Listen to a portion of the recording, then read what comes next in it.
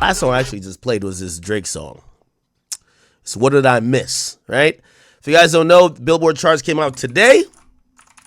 And the Billboard charts actually got Drake song, which dropped from number 2. It was number 2 last week. It is now number 8. Okay. And it's actually projected for next week is going to drop to number 24. Now, actually, that's kind of like normal drop, unless there's a heavy campaign behind it, and you might think there's a heavy campaign behind it. But I do want to show y'all something real quick, and I'm going to show you for a reason. And I know y'all like, damn, nigga, you starting talking about Drake early in the stream already, nigga? Are you serious, nigga? Anyway, if you guys never knew, so the way how this works. Like how the Hot 100 works. So the Hot 100 works different from the the Billboard 200. Billboard 200 is the album charts. Hot 100 is the singles charts. The albums charts, they convert every type of consumption to albums, okay? Historically, if you buy one track 10 times, they count as an album. So one track 10 times is an album. If you buy the album, that's an album. If we're now in the streaming era, if you stream it, well, they've changed the numbers a bit. I think 3,000 free streams or like 1,300 or 1,200 paid streams equals one album purchase. Okay. What else?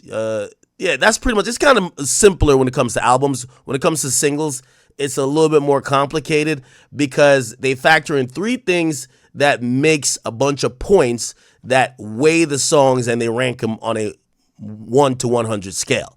First of all, which is the most annoying thing, so they rank the things that matter for placement with songs: streams, song purchases, and then there's this other thing, which is radio airplay. It's the most antiquated, I think, useless part of anything to do with ranking songs. How many of y'all listen to radio? It's so incorrect and also so, as I said, antiquated in how they measure it. First of all, I don't know if you guys know anything about radio. The FTC, right? No, FTC. I'm fucking this up now. It's the feds basically control public airwaves, right? Wait, who the fuck? Oh my God, I said FTC. That's Federal Trade Commission. Radio airwaves owned by. I'm like, it's owned by. It's licensed to companies, but it's governed and owned by the government. What's the name of the thing? Y'all about to tell me. It's F something. It's FCC. Sorry. Yeah. FCC. I'm stupid as fuck. Yeah, the FCC. Okay, that's the Federal Communications Commission, right? So technically, all public airwaves are owned by the government. They're leased to companies in different regions, and they're allowed to have satellites, or not satellites, but like powered broadcasters that could go within certain miles. Anyway, the point is this. I wanted to even explain how antiquated the technology is. If you ever seen how they calculate radio listenership, like for example, I could look on my stream right now, right? And we just started. We started like, what is it like? Well, I was playing music for a while, so we started about like 3 minutes ago. We have 6,000 people in there. Like it says the actual number. It's taking it from all the platforms we stream on, but it tells me how much we have. The thing with radio airplay is like they track consumption, and I know I'm getting into like little technical shit, which I hate starting to stream on like this, but they have like these thing called ppm meters that people basically drive around with, and it detects how many people are consuming each airwave or each frequency, and at certain times they'll come up with a list of, hey, there was 2 million people listening to Hot 97 last night. It's inaccurate. You know what I mean? There's not an actual thing. They're trying to measure how much the consumption of the frequencies are. Anyway, I said that to say we're really in the streaming era. They should get away with it. But nevertheless, and to wrap that up and to make my point was that I think Drake is in a lot of trouble. I'm going to be honest. Okay? Drake put out a petition versus 3 people, Spotify, Clear Channel, or iHeart Media, and also his record label. All right? There's no radio promo team that want to do radio promo for Drake right now. They don't. Like, they're not excited to do it. If y'all don't know how radio works, radio is basically all payola. They'll use a budget. They'll give it to a third party. That third party will be a radio promo team. They basically go to each region and try to get placements of your new song on a radio station through the music director or the program director. And they'll get it like, they'll leverage the artist. Yo, it's a Drake song. We're going to give it to you. We're gonna send it out, whatever. He might give you a drop. Obviously, he won't do that. But they're going to put it in rotation. Why do they do it? For many different reasons. Sometimes they're getting paid under the table. Sometimes, they want to keep listenership. If they have stats and shouts like Luminate, they do a good job with that. They'll tell radio stations, if you play a Chris Brown song, people don't turn the station. You play motherfucking Freddie Gibbs, people are out of there. You know what they're going to do? Not play Freddie Gibbs. It's pretty simple, right? So usually they just program the songs. That helps heavily on a song being ranked in the Billboard Hot 100. Now, here's the thing. What I believe is happening, because this Drake song, which I think people are expecting to do some crazy numbers, is not going to be number one, okay? Unless Drake debuts number one or he catches a mega smash, I don't see UMG or any radio company or iHeart really fucking with Drake on a singles level in terms of these campaigns. Now, I keep trying to tell y'all, no matter how big Drake is, you're never bigger than the program. Everybody needs radio promo. Everybody needs these things. It's built in the game. You might be number one for 1 week without radio airplay, but you ain't going to be number one for 10 weeks. Songs like Luther, songs like, I don't know, pretty much everything you would see in the top 10, are probably heavily airplayed songs. You know what I mean? That's just what it is. And that's how you remain in the top 10. So anyway, I say that to say, I have a solution for Drake, and I hope he takes his solution. Again, I'm saying it publicly. I'm not even going to hit him about it. He a grown-ass man. He a billionaire. What the fuck does he need advice from me? But I think Drake going to have to come up off some of them billions and start spending that money. I'm going to be honest with you, right? I'm going to tell you why.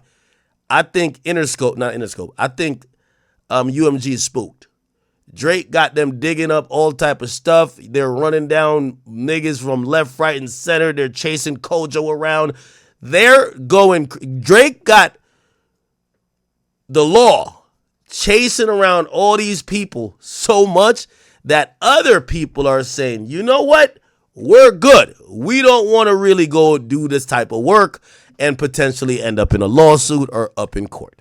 So what I think is happening, UMG is backing off a little bit on their usual campaigns for like an artist like Drake, right? They're still doing their thing, but they ain't going to do their thing. You forget what I'm saying.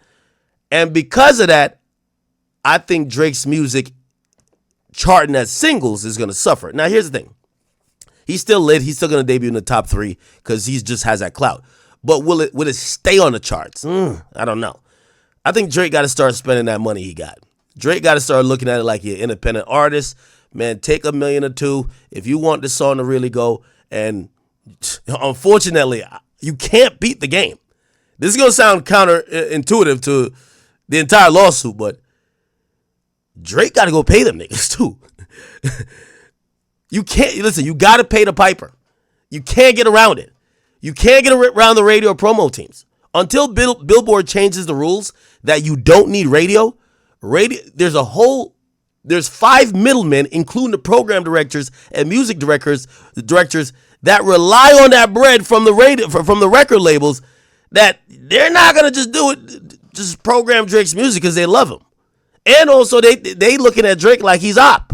They're looking at Drake like Drake trying to snitch on the operation. Keep in mind, payola is a crime, right? Payola is if you're taking compensation for advertisement on a federally owned airwave without disclosing it, yeah, that's a crime.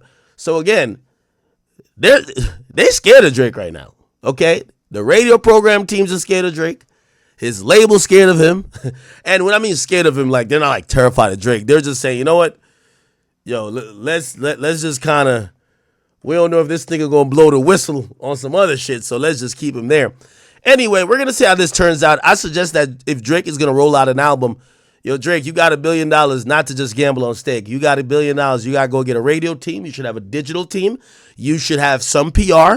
You're your own label. Like, you didn't get $1 billion not to be your own label. You're soon your label. Your label is gonna give you the bare minimum. So you need to start rocking and rolling. And I think if Drake goes down that route, he's gonna realize exactly why the label was doing what they used to do for him. So we'll figure it out. Nevertheless, I do like that song. I told you guys, if you guys watched my kick stream like the other day. When I first heard What Did I Miss, I'm like, okay. Now, shit, I went to Turks. I heard that shit about 30 times a day, man. They wouldn't even play. They played only Rod Wave and Drake and Turks. So by the time I listened to that shit about 300 times, I'm like, that shit's a hit. So we'll see what happens with that song, but it's set to exit the top 20 next week. And I think Drake should be very cognizant of what's going on. By the way, also, this is not suppression. I disagree with Drake or anybody else who claims it's suppression. This is called the machine. When you hear people say the machine, that's what it is. When you don't have the machine, you're not being suppressed. You're just not being propelled. Like, for example, when 6ix9ine told, he lost the machine. You know? He was just moving off of pure clout, which he had a lot at that time. But, I mean, the machine is the machine. All right? Okay, cool. What else is going on, man? Happy Monday to y'all. I know y'all